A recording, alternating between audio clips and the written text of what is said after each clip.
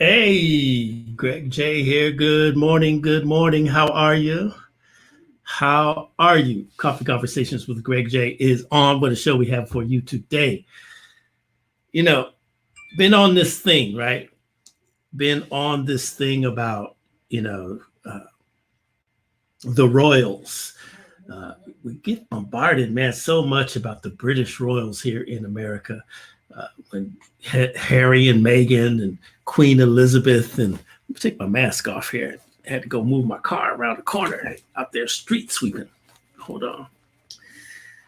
Harry and Meghan and, Prince Philip passing away, rest in peace. All the symbolisms you all saw while we observing there. Gayle King had a big special. When was that? Over the weekend, about the royals. It's a big deal for us. When Meghan and Harry got married, all y'all was out there with your tea hats and thinking we had arrived. And it's just interesting how, America, and particularly Black America, is, infatuated with the royals of the British crown. And I began to just reflect, looking around the continent. You know what we do. We build bridges of music, arts, and culture between Africa and African Americans. And we just try to, expose our people to different concepts and news and information from the continent of Africa. And I thought it was interesting that while all of this was going on over there in the in Great Britain, King Goodwill Zwelithini in the Zulu kingdom, king of the Zulus, had passed away. Big news, right? Big news. People here in America, when we think about our African consciousness, we call the name of Shaka Zulu and all that, but we don't really keep up with what's going on in present day Zululand, right? I met King Goodwill once. That was pretty interesting. That's another story for another time. But then after His Majesty passed away, his queen took over, and within, the next month, she passed away. It was big news over in Africa, right? Over in South Africa, all over the news. Her funeral, what was going to happen next, who was going to ascend to the throne. Big news, right? All this happening while here in America, we got our attention over to, Great Britain and the British royals. Last week, actually a week ago today, we had a show about the whole thing in Zululand, what was happening, the passing of the Zulu crown. At that point in time, they had just announced that King Prince Misizulu Zulu had now been selected as the king of the Zulus. So he is now King Misizulu Zulu. And at the time, a week ago, there was all this controversy around it, But then, things will happen. Guess what? We're watching this stuff. We're watching it like we would watch the British royals. And I found it very interesting that some folks were saying the new king could not ascend to the throne because he was not married, a bachelor. But then I looked at the news. He went to the, over there, the man pays lobola. And so, when you ask her hand in marriage, then you have to negotiate with the family for how many, and it used to be heads of cattle, now it's like cash and stuff like that, right? For a dowry, I guess you would, they call it lobola. So he went and filed lobola, and now he's, official. All the princes and princesses in the family have now pledged their allegiance to the king. Just fascinating stuff. And just really saying, while we look at the standard of Western civilization, we must look at African civilization, societies, and just kind of look at the perspectives and listen and learn. And so my good friend Tommy Ngubeni, you know her, she's a famous broadcaster over there in South Africa. And she turned me on to a few people who could really speak to, what we were observing and provide some education for us. Another good friend of mine, Zoli Mapipa, they've all been on Coffee Conversations with Greg J. He also provided me with some names and information on, what we need to do to gain some insight we're just interested, my people. We're interested in just watching and seeing how societies of people who look like us are rocking and rolling, how they're conducting themselves. What is it like to be under a monarchy now, in South Africa? In all fairness, my friend Zoli wants me to definitely know this, that, hey, you know what? These are ceremonial posts now, but they're still yet important to the fabric of people in the Zulu kingdom. And so today, we have the founder and president of the Umsamo Institute. He's coming live from KwaZulu-Natal, and which is basically the Zulu kingdom in South Africa. I'm trying to wait for him to come back to his camera so we can bring him on. It's Dr. Mkhize. But not only do we want him to talk about the culture, because he's a cultural expert, he also, his business at the Umsamo Institute is about African spirituality and how they apply it to business precepts and, conducting themselves, counseling, mental health. It's very deep. So I want to talk to this gentleman here as soon as he comes back. There he is. All right, let's see here. Look, it's like 6 o'clock in the evening over there where they are. Good morning, my friend. How are you today? Hi, I would say to the South Africans or to your listeners, the Americans, it's a good evening on our side. But I can see you are taking a sip of a coffee that side. It's still the morning on my side. I'm just about to enjoy my supper, because it's good. It's an evening. It's around about 8 minutes past 6 o'clock. Yes. Wow. Look at that. Look at that. Thank you. First of all, thank you so much for coming. You come highly recommended by my good friend, Tommy Ngubeni, my other good friend who's on Newsroom Africa there, big broadcaster over there. And then my other friend, he texted me this morning and he said he remembers you from Ukozi FM. And that's my good friend, Zoli Mapipa. Yes. Oh, yes. Yeah. Well, I joined. Well, in those days, it was Radio Zulu. After the name was changed from Radio Bantu, and it became Radio Zulu. I joined them in 1981, and I left them in 1992. And you can see on the screen what I'm using there. It's the abbreviations of my name. That's how I used to be called, VVO. Well, my full names are Velaphi, Victor, Oti, Mkhize. I don't want to complicate things by giving you my ancestral name, which is very complicated. I'm sure you won't be able to pronounce it. Bedlindaba. Meaning that it's a story pusher. Well, Dr. Mkhize, this is very interesting. Now, first of all, let me just kind of preface our discussion, right?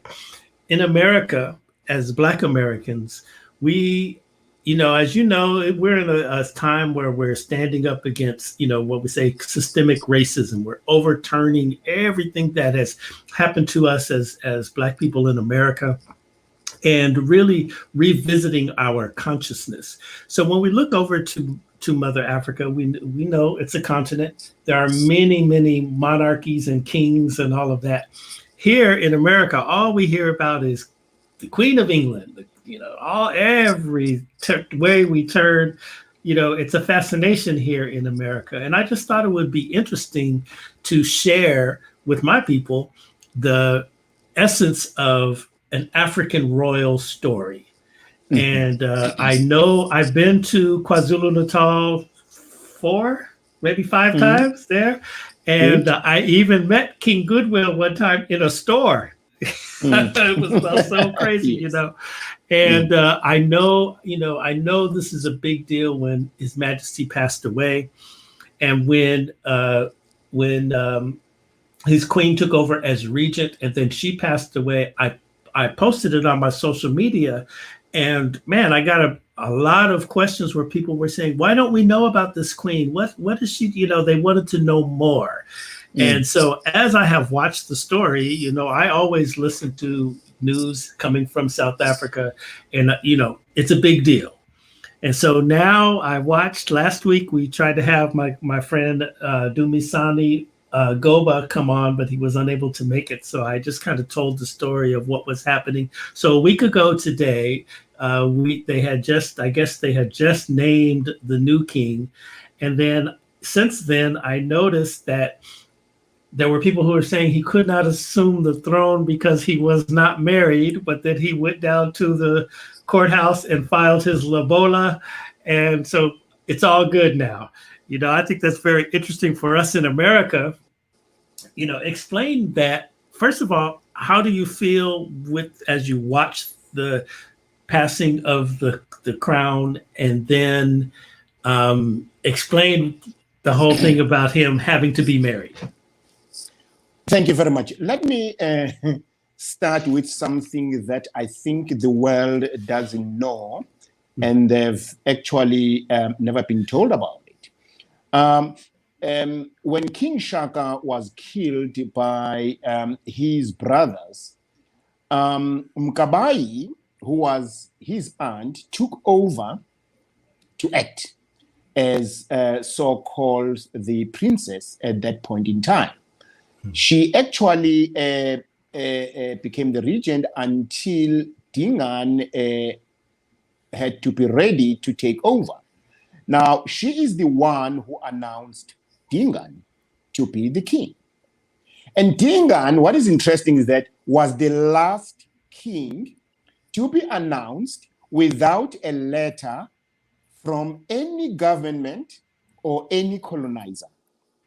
Now, after Dingaan, between Dingaan, this is very critical, between Dingaan and the last king, the father of Misu Zulu, which is King Zwelithini, all of them, their appointments were endorsed by letters from the government.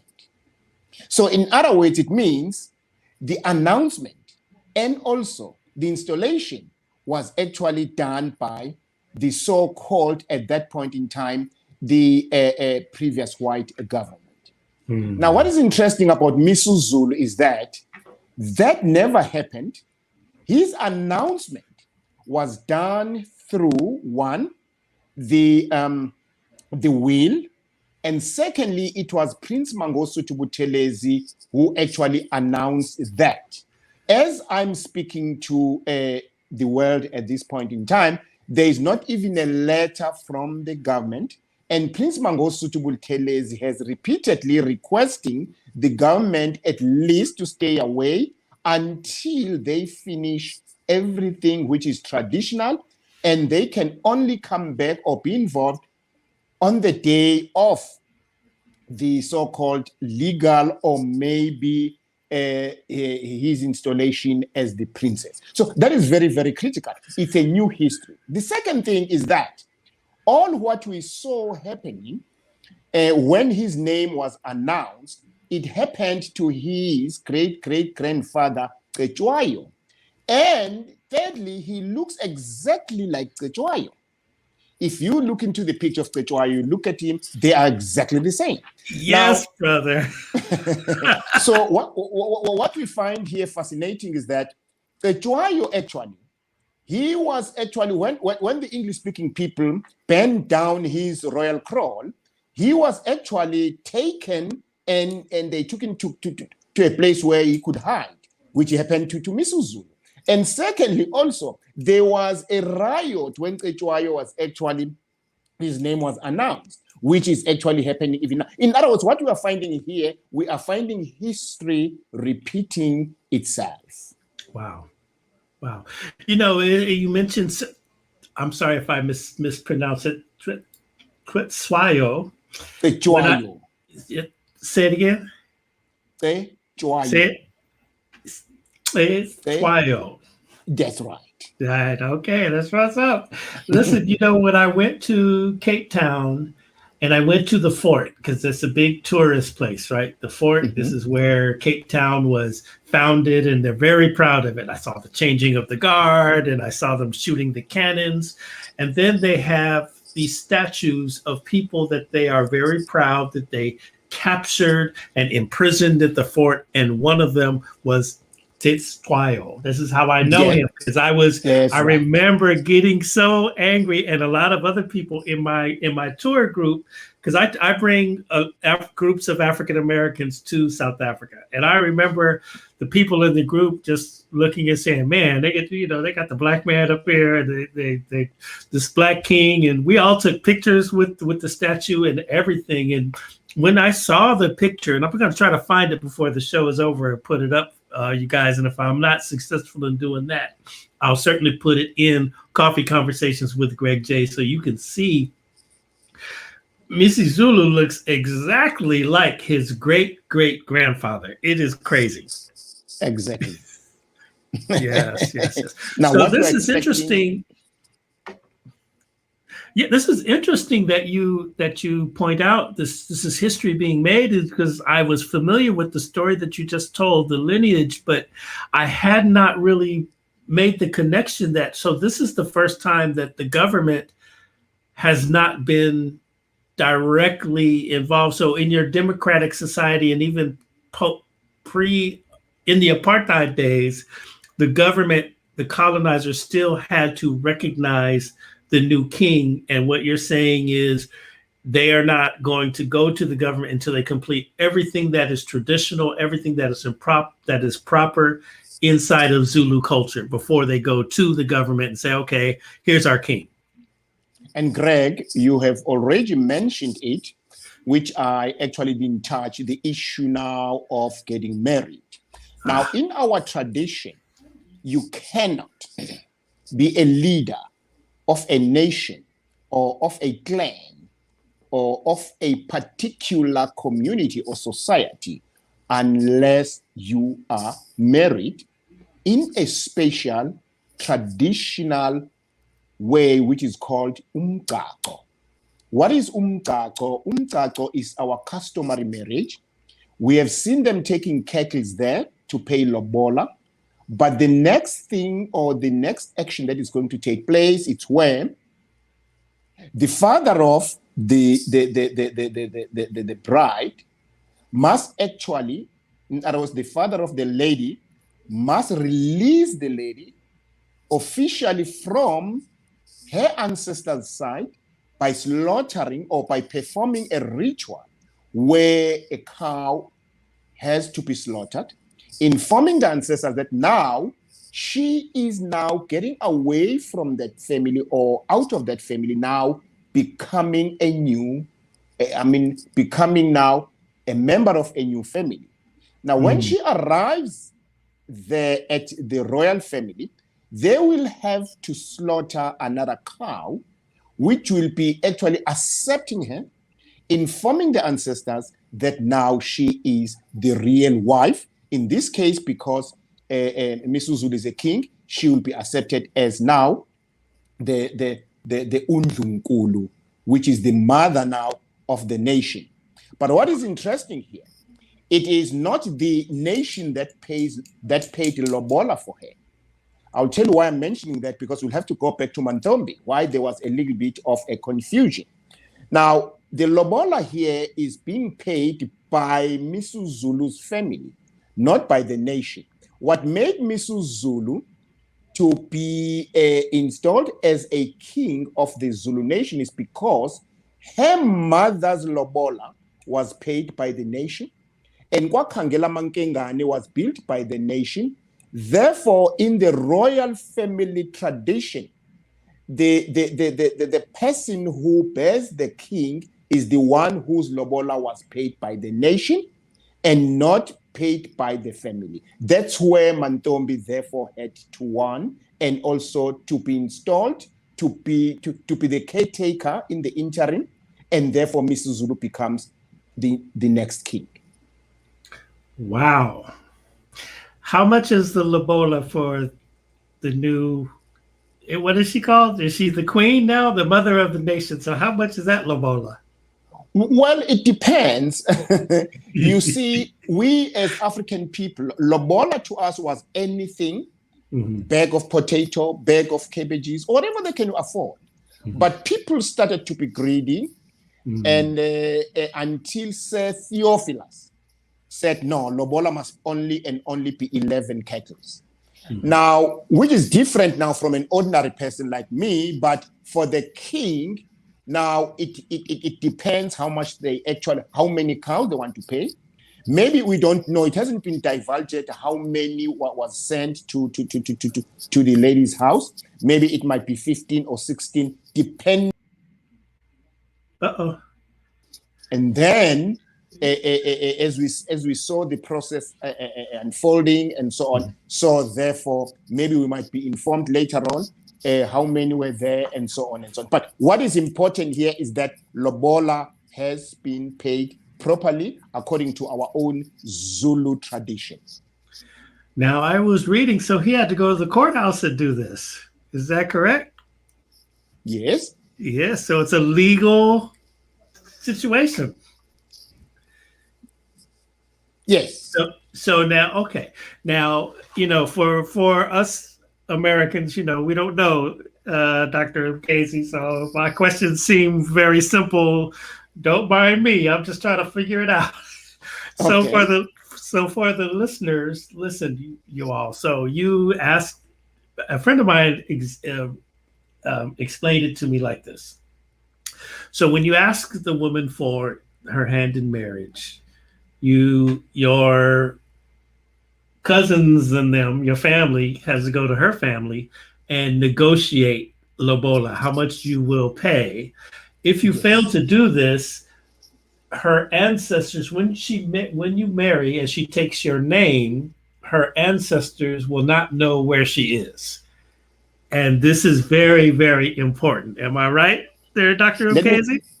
Let me correct that. Okay, let me explain the whole lobola process. Yes. The first thing, if my son wants to go and lobola your daughter, she will inform me first. I will go and inform my ancestors that my son now wants to go and lobola a family from Greg's, whatever. Okay? And then we will send two people who are representative to your family to come and start the negotiations. We call it in isiZulu ukucela, in other words, the requesting. Now, negotiations therefore starts then, and it will start by paying what the father will ask. Secondly, what the mother will ask.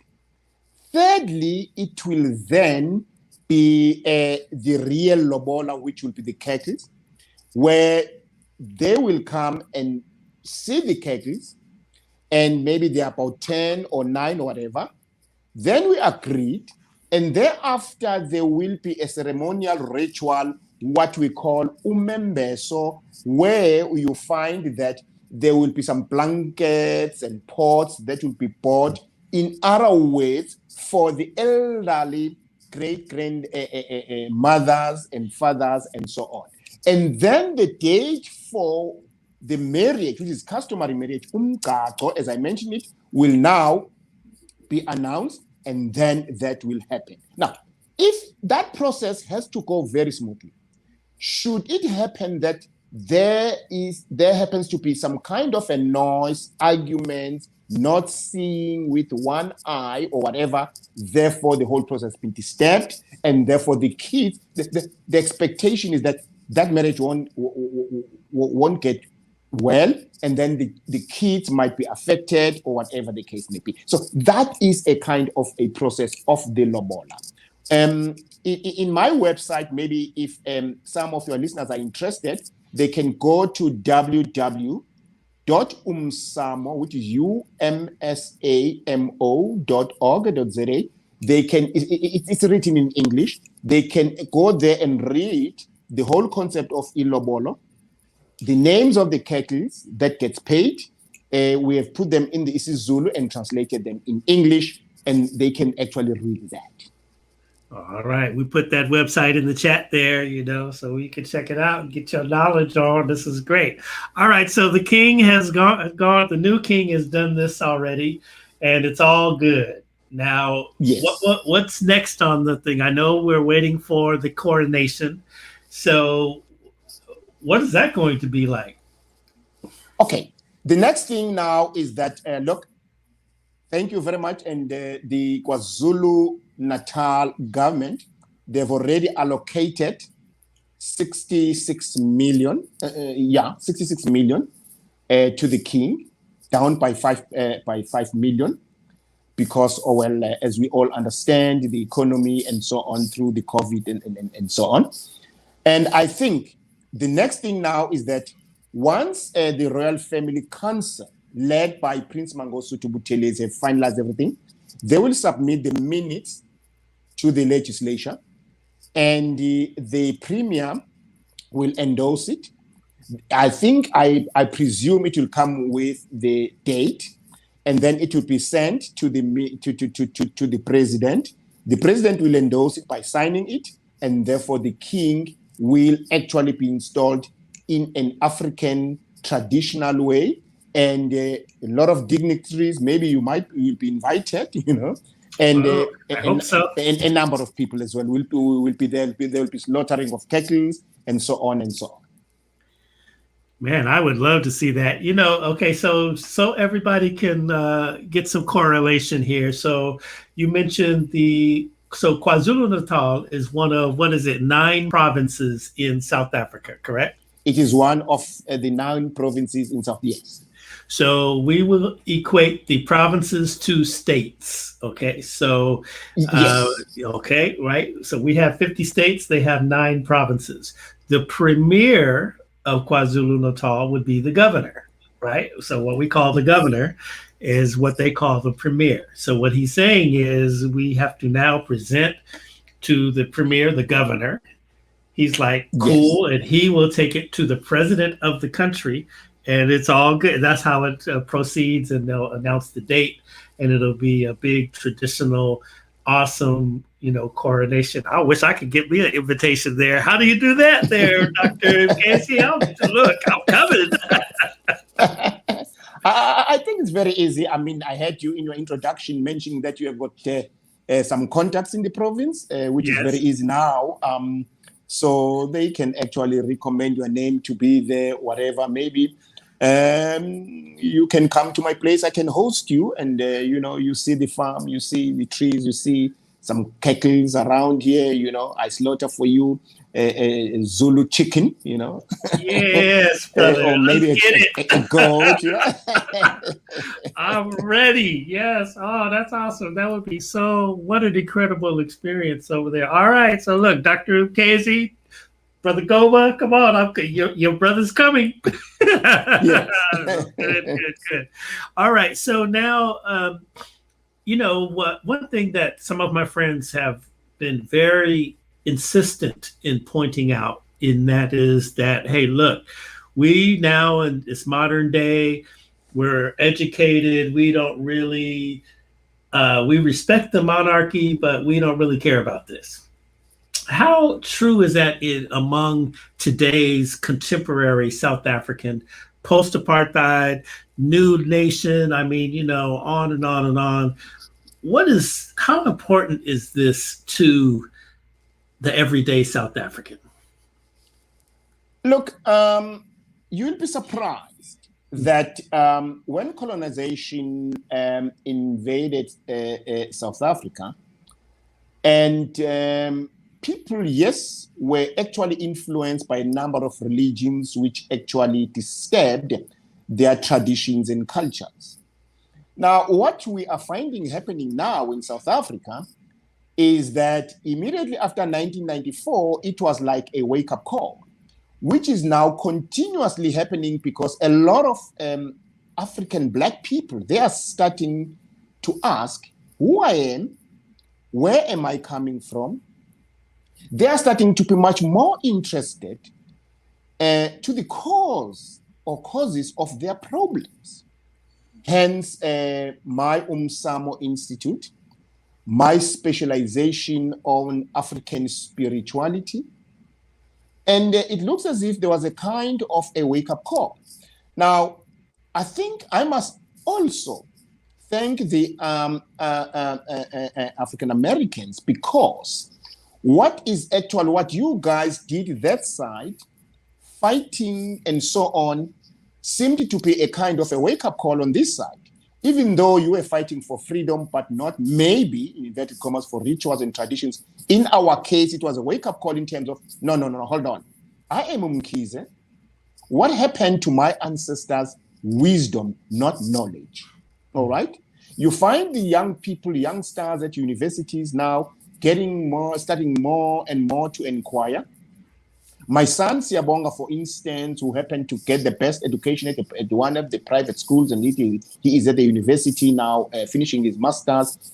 He has embarked on the similar work like myself, for instance, but he deals more and more with youth, with young people, because they are the ones today who are actually faced with more and more problems, where you find the youngster doesn't know her father and the youngster doesn't know her mother. So I think the importance of a king in our case, it's not only in terms of having just to have a king, but as a kind of a person who must lead, who must encourage, who must the appreciation and the celebration of our own traditions. For instance, King Zwelithini, he actually started reviving the Umhlanga.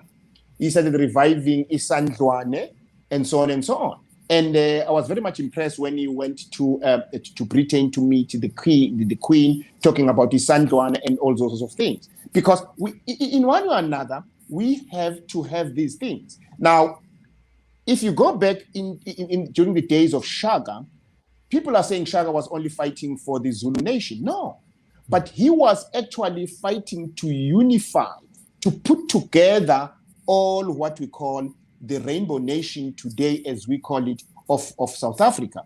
And fortunately now, Mandela had to do that, of which I think that's what King Shaka actually tried to do. Now, even King Zwelithini, when he was still alive, he never only spoke of the Zulu kingdom. He spoke of South Africans. He is the one who fought xenophobia. He is the one who said, no, we are all African brothers. There is no yellow, black, whatever, but we are actually one from one creator, which happened to be Mvelingangi, which is God. Mm-hmm. Mm-hmm. Mm-hmm. Mm-hmm. You mentioned a couple of things that the King Zwelithini has had revived, and is one of those things the reed dance? Yes, in other words, what actually happened, those things were no longer happening before. I mean, during his father's time, Pegu Zulu, but he revived them. And then they happened. And we hope that Misu Zulu will continue with that. And he will actually might revive a lot of things. Let me give an example, which actually the world, or maybe our listeners might be interested in. Now, all his great-grandfathers, their graves are lying at the place called Ondini. Mm-hmm. All right? Now, King Zwelithini never actually rebuilt those izigodlo at Ondini, which is a challenge of Misu Zulu.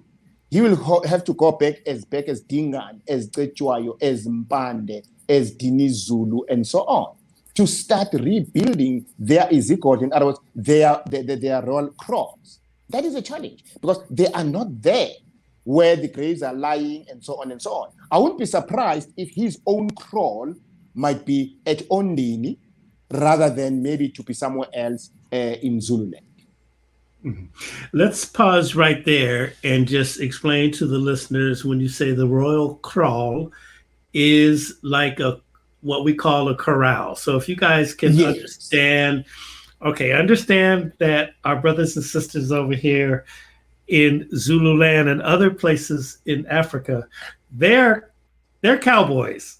Okay, like yes. They got cattle, this is a thing. And so your kraal it's a big corral, like on your ranch, where you keep your animals on there. And the more you have, this is the signature of your wealth. You see what I'm saying? Yes. So your kraal is big, it's holy, it has very deep spiritual significance.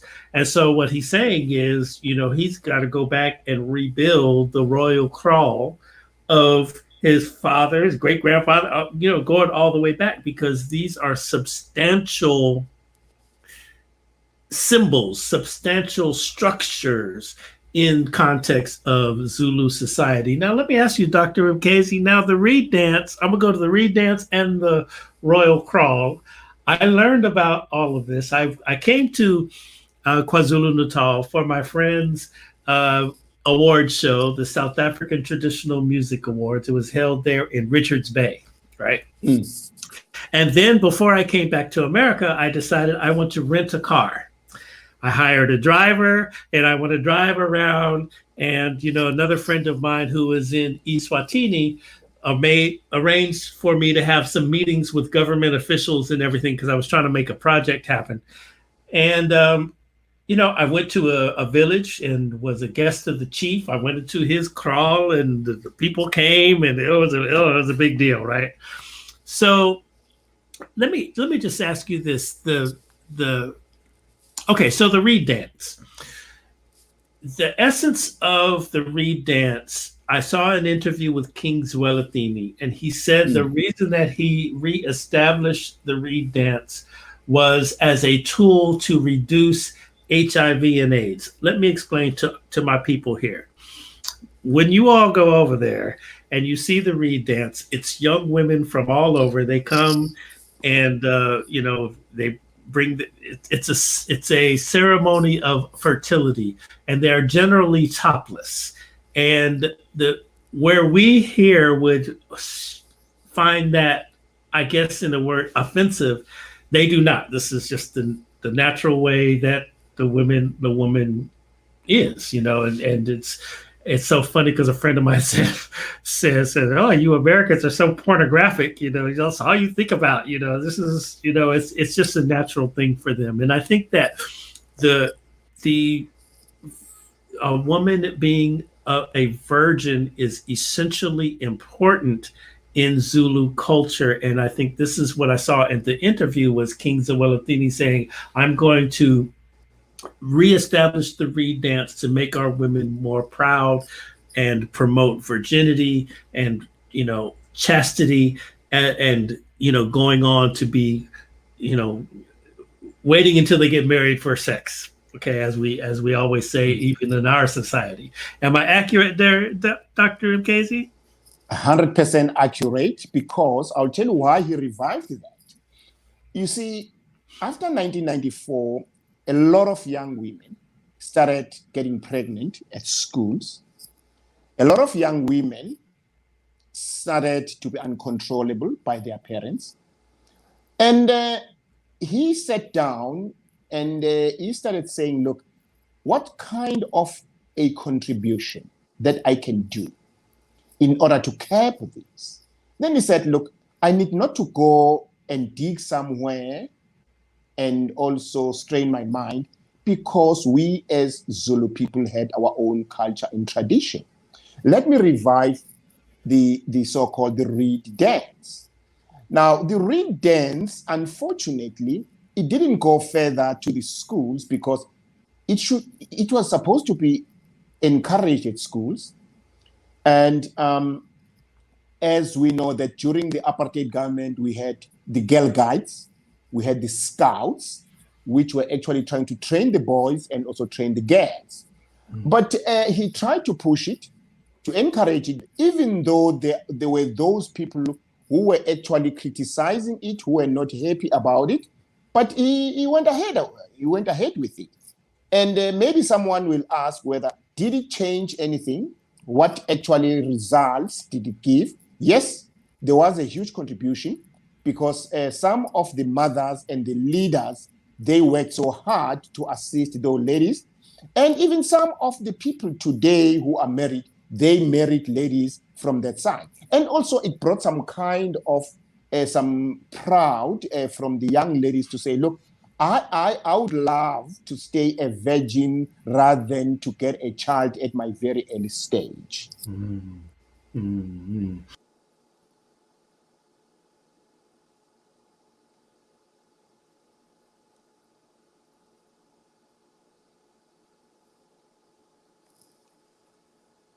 There I am. Okay, yes. I mean, that's really, really fascinating. I mean, we really need to look at that. I mean, this whole thing of chastity and it's you see how that is ingrained in African culture, right? Let me do this for us. Let me show the people right now. I got a news clip from last year's Reed dance that happened in KZN. Let me just see if I can bring this up on screen so that the people can see this. This is a very important piece of Zulu culture. Let's check it out if you all don't mind. Let's see, here we go.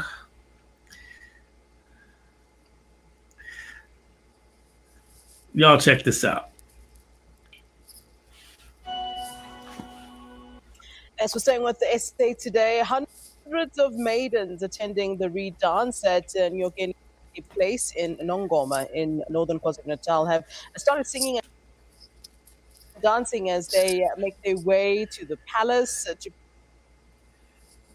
present their reeds to Zulu King Goodwill.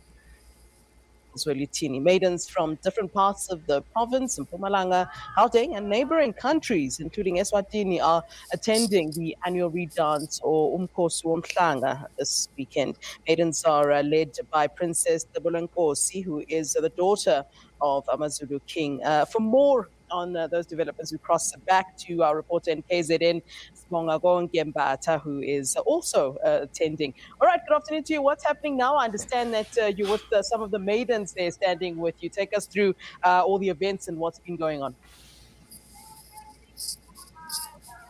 A very good afternoon to you, Flo. As you can see behind me, we have slightly changed venue.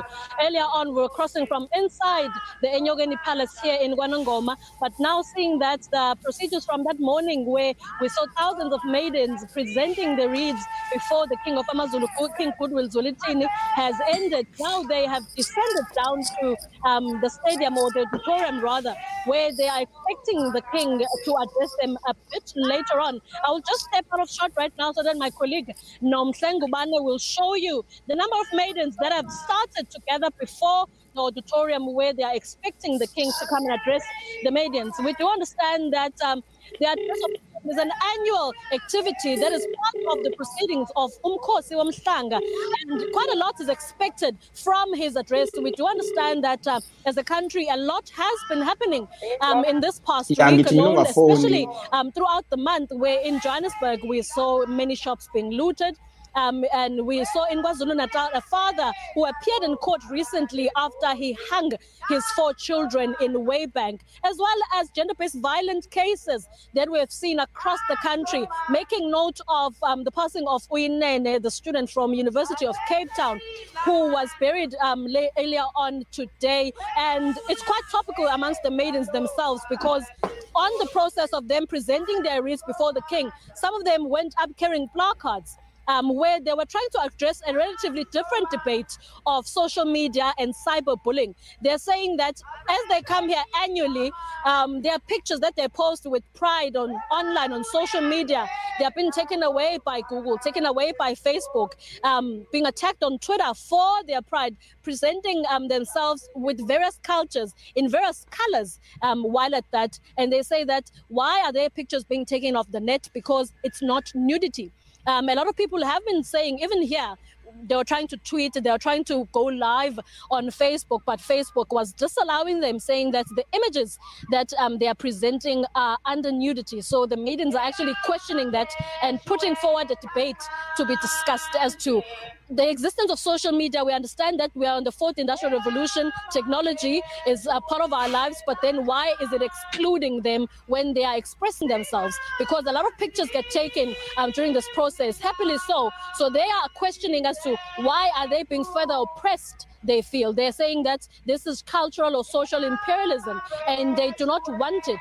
So they have opened another discussion with the discussion of gender-based violence that they've also been very vocal about. Like I've mentioned earlier on, Flo, I have a couple of maidens with me who I am going to engage in an annual girl talk that we do have here as SABC whenever we come and cover the Reed dance. Last year, Coincidentally, last year we spoke around the same issues, because around the same time last year there was a lot of gender-based violence incidents that were happening across the country, especially in KwaZulu-Natal at the time. But we do understand that this year around, it's across the country. We're seeing various cases of brutality towards women and children. But to just further engage them, Ninjani Kok, Siyaphila. ngabe lesi sihlava lesokuhlatshelwa kwabantu besifazane niyazibuka izindaba kunina kuthini, ngoba manje sekubuka engazi ukuthi abantu besifazane anisaphephile ndawo? Sabantu besifazane sizizwa singavikelekile, singaphephile. Abantu efanye ngabe ibona abasithandayo, ibona abasiprotectayo, but ibone kubukeke ngazuthi ibona abasihlukumezayo. Sizizwa nje singekho right. Well, you know, it's interesting.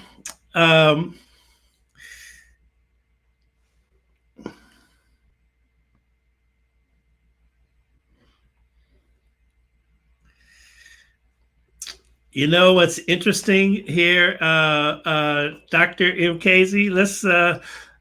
Let us do this. So we see here, and I want this to go on record here as we record it, and we are going to keep on going here, but we were just knocked off of Facebook, and because, hey, the same thing that the young women are protesting right there. Here we are in a cultural discussion talking about chastity, morality, high standards of morality. And as soon as we did that, they just knocked us off of Facebook.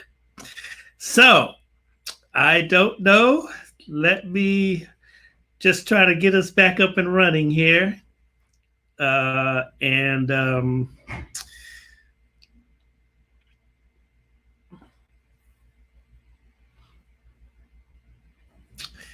Hold on one sec, okay? We're going to do this. Let me do this for us. I think we are still okay, it looks like we're still live on one of the pages and certainly still live on YouTube. But, you know, here we are, Dr. Mkhize. We hear the news reporters talking about, you know, what the young women have petitioned the king, the young women who are protesting how Facebook and Google and those types of organizations really say that, hey, you know what, you guys are nudity, pornography, when in fact they are exhibiting extreme expressions of cultural pride. What do you think about that? Oh, okay, wait. Sorry. There we are. One more time. As I mentioned earlier on, that there are people who actually were not comfortable with the redance. Now, the social media, we have to understand where is it coming from and where was it created and where is it being managed. It's not in Africa or in South Africa. Therefore, it was an expectation to me that there are some kind of things which they might look at as things that are not supposed to be seen on Facebook and so on. What is actually painful in our world is that we haven't taken time to understand not the particular cultures or traditions, but their origin. Where do they come from? And why were they done? Now, it was actually our tradition and culture that a young woman must actually go half naked, not as a showing of her body, but as a young woman. Simple as that. That is why when now a lobola is being paid for you, you change the way you dress. When now you are a woman who has been married, the way to dress changes as well. So there are those kinds of things. It's not only for Zulu-speaking people. If you go to the Shangans, you go to the Pedis, you go to the Tswanas and whatever, they've got their own ways of doing things or dressing up or whatever the case may be, of which I think the world hasn't taken trouble to understand that. Researchers, academics, they haven't taken trouble to understand that and communicate that as we are doing here. I think sometimes we need to communicate to the outside world why vendors are doing a particular thing, why Tswanas are doing a particular thing. You know, I'll just cite a very interesting thing that we as African people, we speak louder. But when you are amongst the white-speaking people, when you speak loud, you are making noise. And therefore, it is our tradition that when you speak softer, it means you are whispering.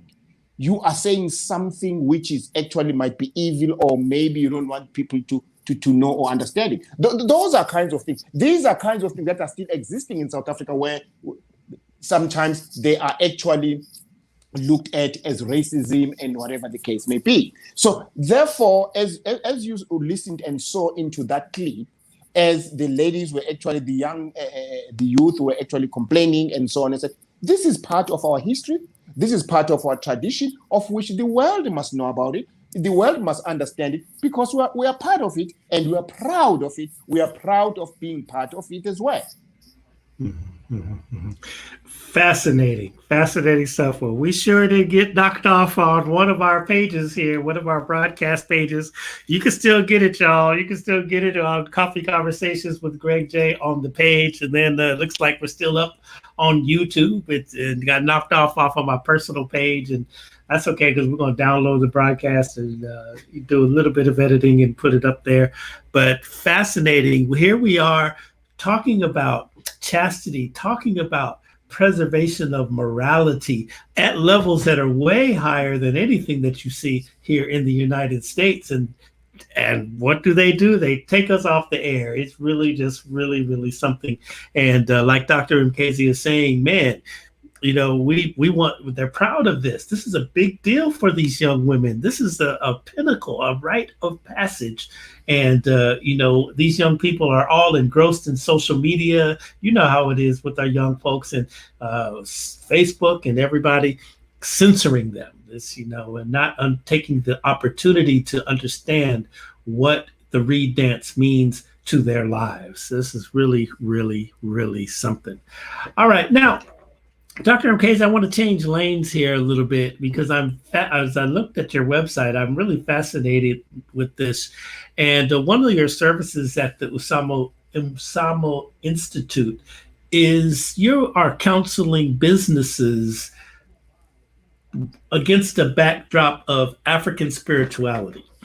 Generally speaking, what are the tenets of African spirituality that we can apply to our business moves, you know, as entrepreneurs, as business people? What do you teach the businesses?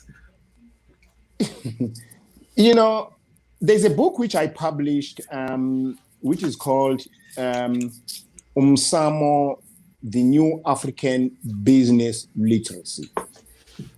I looked into the way businesses are being run in South Africa, as well as in America. Now, if you look at most of the businesses, they were founded by some of them by families, and others by individuals. Now, all what I was questioning was, why Greg started a huge business and it became a huge business? You take a guy like Steve Jobs, for instance. He started Apple, and he ran with Apple, and he went down, and also, if I'm correct, he was fired at Apple. He got frustrated and so on. Later on, he came back because the company that fired him bought the company that he formed later on again. Then he came on board. But why him? You look at the guys like, for instance, Richard Branson. I've met him when I was at Cedar City campus. And say, why is Richard Branson have been able to create an empire of Virgin, whereas there is Mr. Oslo on the other side, but he couldn't? Now, coming to Africa, our belief is that each and every individual has his own or her own spiritual ancestor who lived in the olden days or in the past. He was rich in one way or another, and then he has come back through this particular body. For instance, take the lady, beautiful lady Oprah. Mm-hmm. Why Oprah did that program and she became so big? Mm-hmm. Why other women not? Mm-hmm. Take, for instance, I can mention a lot of people. Take Patrice Mkhize. Why himself? Why not others? So that then made some kind of a challenge to me to say, no, there is some kind of spirituality that is actually making us to be unique and to be different, given to our own spiritual guardians from God. So therefore, I said now, each and every country has its own unique diversity, has its own unique culture, has its own unique traditions. Now, in Africa in particular, what I've noticed in my research is that partnership doesn't work, but partnership works in other countries. Why is it not working in Africa? Is that you might find that Mkhize and Dlamini, they clash in terms of that Mkhize, there are certain things which his or her own ancestors did, which were wrong. Now, Dlamini is clean, but Mkhize's ancestors, because they need to be cleansed, they affect Dlamini, and therefore the business collapses. Mm-hmm, mm-hmm. So that is a kind of a thing that I actually looked into. The other challenge was that when Mandela took over, he spoke of the Rainbow Nation, he spoke of diversity. To me, I said, now, diversity was construed in South Africa as black and white, of which I disagree completely with it. For instance, I am completely diverse from a Pedi, from a Xhosa, from a Venda, from a Tsonga, and so on. So all what I'm saying is when African companies are saying we are applying diversity, we are applying diversity in our management or in our workforce, have we considered that a vendor, what is that comes with a vendor speaking person on the board? What is that comes with a Zulu speaking person on board? What is it that comes with Mr. Van der Merwe on the board? What is it that comes with Mr. Kroll on the board? So we are very fortunate in Africa, in South Africa, that we have Indians, we have whites who happens to have the African-speaking people and the English-speaking people, and also we have black people who speak 11 languages. To me, we missed that kind of a diversity. We missed it. So we narrowed it instead of allowing it as we have it in reality. So if I'm a black man, I've been in the corporate world, managing a Pedi, a vendor, a Tswana, an African-speaking person, and an English-speaking person. Here comes a vendor. The vendor-speaking person says to me, Dr. Mkhize, I lost my mom. As I lost my mom, I have to take 2 weeks because there are certain rituals that you have to perform. I would say, no. You can't do that. It's only 3 days according to the HR policies. Now, I am actually failing diversity. Instead of saying, why is it like that? Why, if you don't do it, what will be the problems? You know, those kinds of things. We also in South Africa worked on what we call affirmative action. Affirmative action was a matter of putting any black person on board, at the detriment of a white-speaking person. To me, I said no. We spoke also about women empowerment. In our own traditions, a black woman was empowered long time ago, even long before the time of our ancestors. So a woman in African culture and tradition is the most powerful person. So we need not even to negotiate that. If a woman has got a skill, put that woman in that position. And also, why do we make a noise out of saying that company has got so many women on board, that company has got so many blacks on board? Why are we crazy about that? Because we must put people on those positions because, regardless of color, because of the skill, because of the spirituality that is in them. So that is my focus on businesses, on companies, where I'm saying, guys, you are missing the point here. Because what you'll find in this country is that the African-speaking people, they've got a very similar culture and tradition with the Zulu-speaking people. So therefore, how do we then put that together and make it out to give a lovely sandwich or a pie? And also, you find that what is the combination of a vendor and also of a Xhosa, and what comes out of that? So it's all those kinds of things where I'm saying there are so many things in our businesses that we can actually experiment and we can actually sell it to the outside world, America, England, Asia, or Europe, instead of swallowing what they actually have. You know, it's interesting what you say about women there. You know, now we're in a point now where, well, especially in America, I mean, we're talking about women stepping into, you know, positions of power, more rights for women, more opportunities for women. And you said that women have been the most powerful since before our ancestors. So then why not have skilled women in the corporation? That's a pretty powerful statement there, Dr. Mkhize. You see, Greg, let me ask you one thing. You know your surname because you were told by your mom, all right? You were never told by your dad.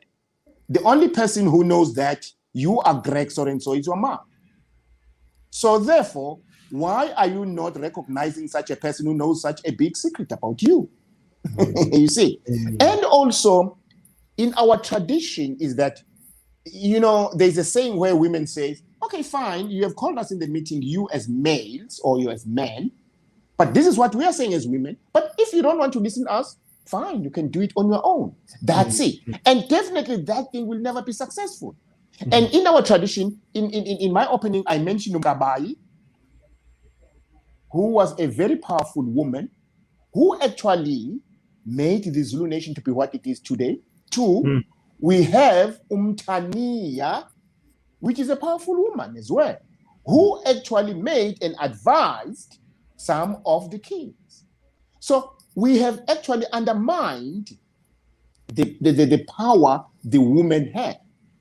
And we have undermined the history where they actually played a crucial role. But I'm not going to blame civilization on this, but I'm going to blame religions.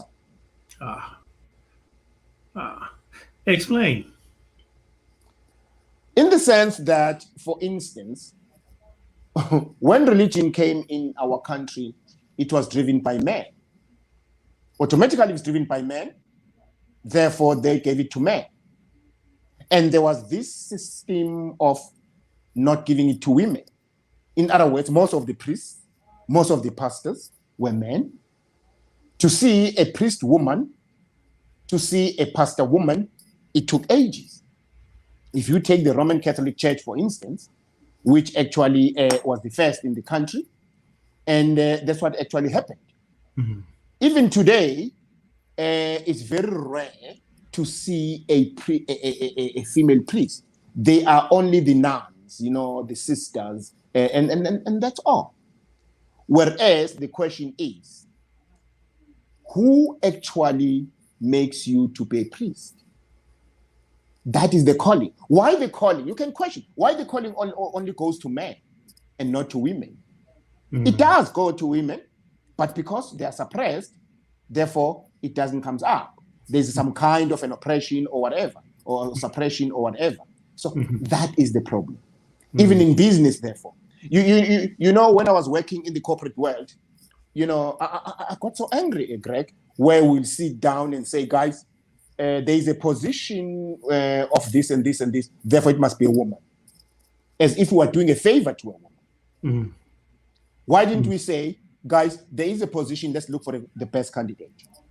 Done. Regardless of sex, regardless of gender, regardless of race, culture, tradition, whatever. But let's get the best candidate. Why should we waste time and resources and money of the company by saying we are looking now for a woman? I always see countries all over the world. She is the first president of that country. To me, that is ridiculous. As if a woman was not supposed to be the president. You see, all what we must start singing must be that, look, we have got presidencies of in the world, different countries, regardless of how many men, how many women, whatever. Simple. I must only be shocked if I'm get to Ghana. Oh, Ghana has got a female president. Oh, Brazil has got a female president. To me, it mustn't be a surprise. It must just be a norm. So these are the kinds that I teach companies, particularly in South Africa. And I can tell you now, Greg, 85% of companies are still predominantly male, dominated by men. And we are still using women as an achievement, of which I don't know what sort of an achievement. It's unfortunate.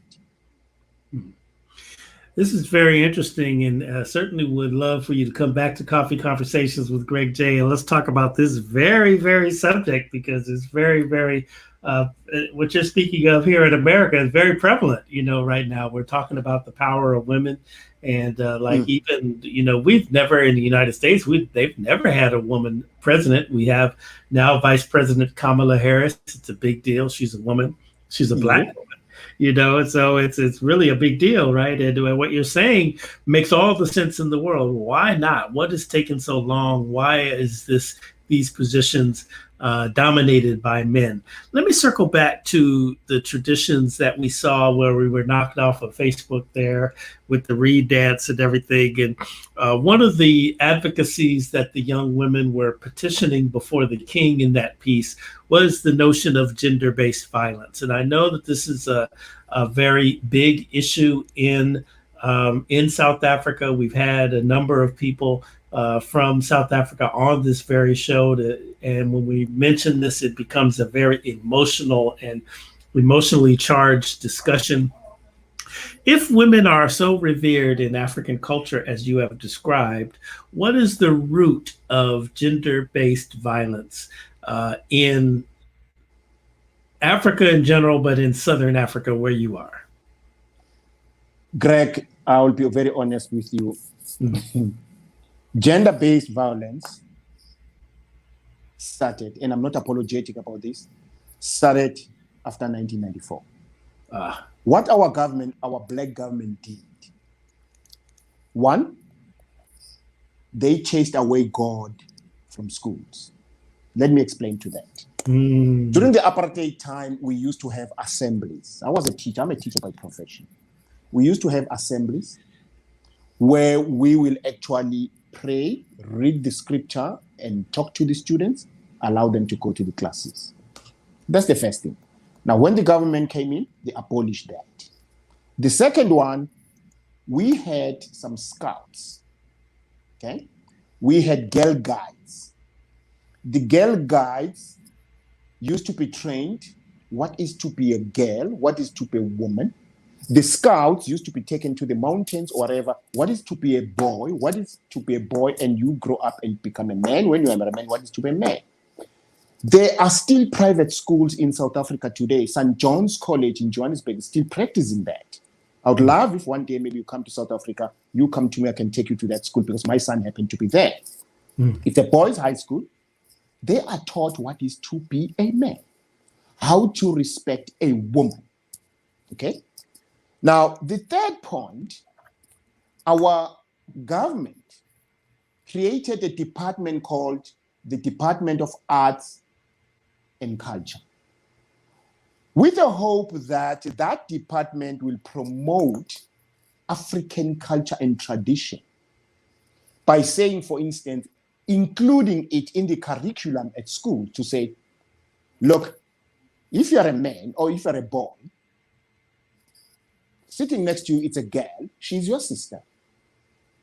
And during the apartheid time, Prince Mangosuthu Buthelezi introduced, in the so-called KwaZulu government, he introduced what was called Buntu Botho.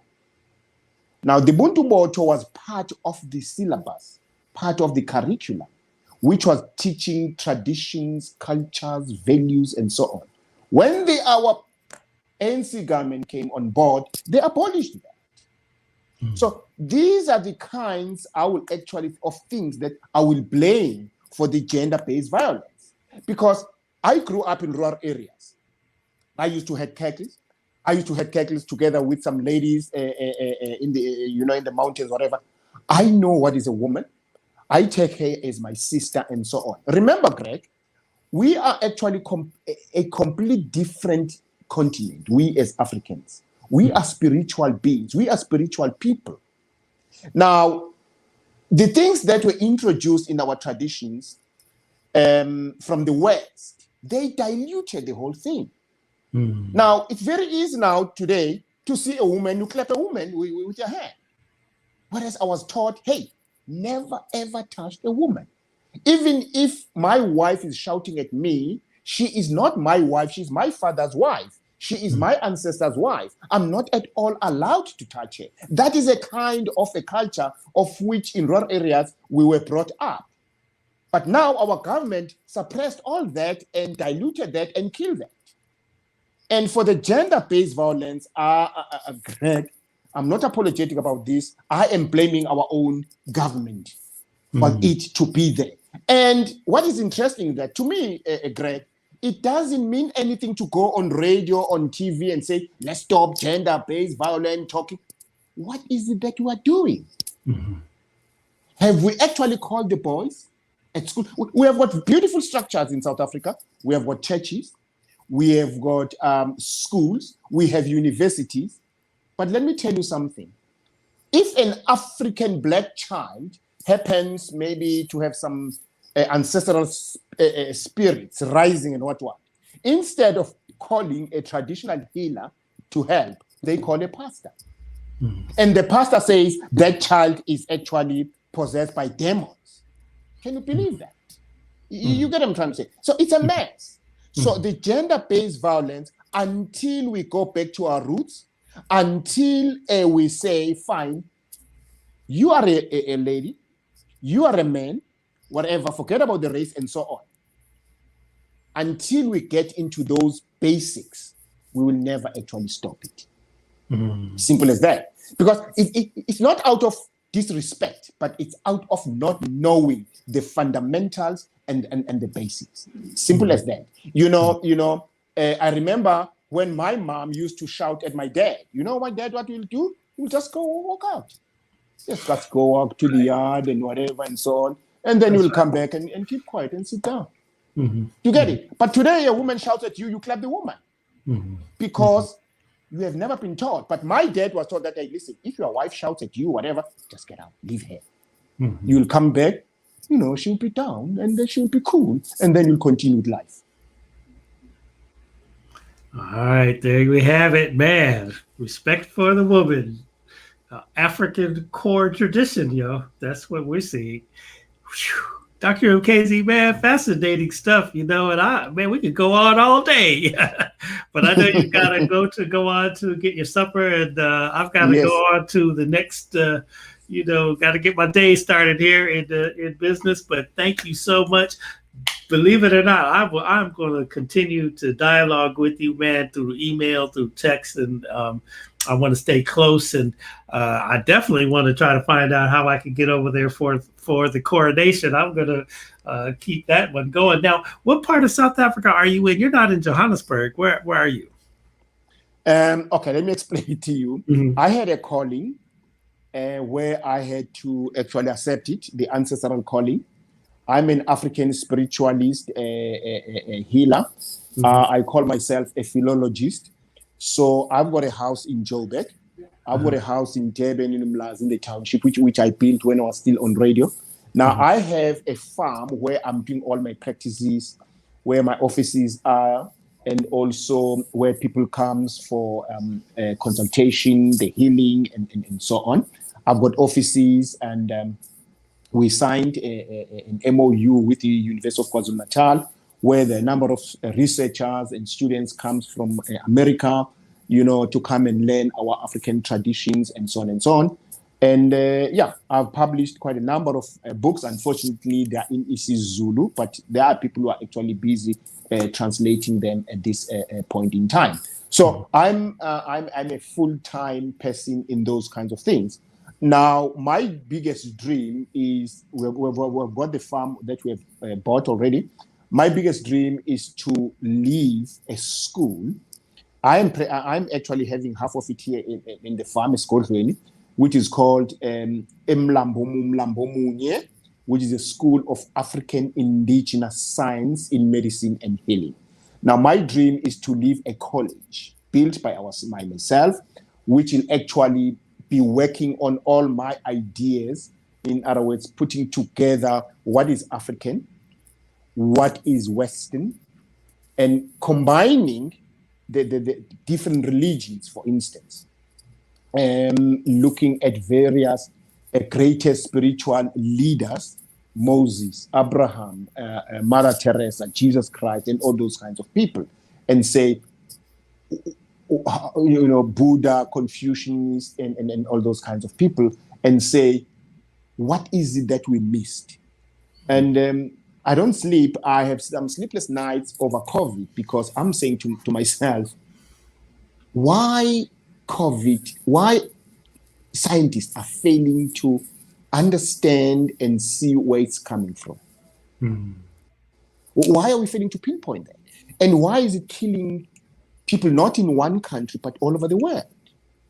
To me, I even said to one of the guys, isn't that Jesus Christ has come back maybe? Because he said he will come back, but why in a painful, powerful way? So I'm thinking deeply about this COVID. I'm not worried about whether it will kill me or whatever, but I'm worried about its mystery, about its secrets. Maybe one day they will reveal it to me, where it originated, and also why it's hitting so hard. I know that Tanzania, they were not accepting the vaccines. They said they were going to have natural remedies as a vaccination of sorts for the people. They did not want the vaccine to come into the country. They were going to use herbs from the earth. Is there healing in the earth? Yes. Look, it's unfortunate that, Greg, we have our own African medicine. We have our own African healing methods and ways, but the West will never accept them. At the same time, even our doctors that we have in the country, they are trained in the Western way. So it's a mixed bag. It's a very difficult thing. There was, maybe you heard about the medicine that was called Umhlonyane. No one wanted to listen to that. But there are people who are drinking Umhlonyane. There are people who are taking Umhlonyane, and it helps them. So anything that has been African, it's so difficult to be accepted. Whereas we haven't even tried it and see whether it's happening or it's not happening. But, it involves a lot of things, politics, and so on and so on. Maybe it's a discussion for another day. Yeah. Wow, there you have it, y'all. Dr. VVO Mkhize, thank you, my brother. Thank you so much for coming on Coffee Conversations. And you have a open invitation. Let's get on here and chop it up about many things. And I know one thing, I'll be back over there, and I'm going to make it a point to come to your farm, sit down and meet with you and just kind of hang out with you. I really like, what you're talking about. And I'm always curious, I guess is the proper word here, about, African traditions, African cultures, and things that I watch and I notice when I go on my trips to Africa. But Dr. Mkhize, come back anytime to Coffee Conversations with Greg J. Any last words you want to say to the people? Thank you very much, Greg. I would say it was a wonderful discussion. And those who want to get in touch with us, they can go to our website, www.umsamo.org.za. Those who want to write to us, they can actually use my email, which is vmkhize@umsamo.org.za, which is VMKHIZE @umsamo.org.za. Or maybe they can actually say VVO as they see it on the screen, VVO Mkhize, one word, lowercasing, at umsamo as well, .org.za. We'll appreciate to communicate with them and also to share some kind of various and different experiences. Thank you very much. Absolutely. All right, y'all. There you have it. Man, a lot to unpack today is what I say. Whew. Learned a lot, haven't we? We're going to keep the knowledge going. And man, thank you so much to Dr. Mkhize for coming on. And as we sign off, listen, we're going to probably retool one of these videos and repost it. It'll be on Coffee Conversations with Greg J. It'll be on YouTube. It'll be on demand at the beachcityradio.com, www.beachcityradio.com. And then the audio version will be available for podcasts wherever you get your podcast. We're on Apple, we're on Spreaker, we're on iHeart, we're on Spotify. Hey, you name it, just Google it. Coffee Conversations with Greg J. All right.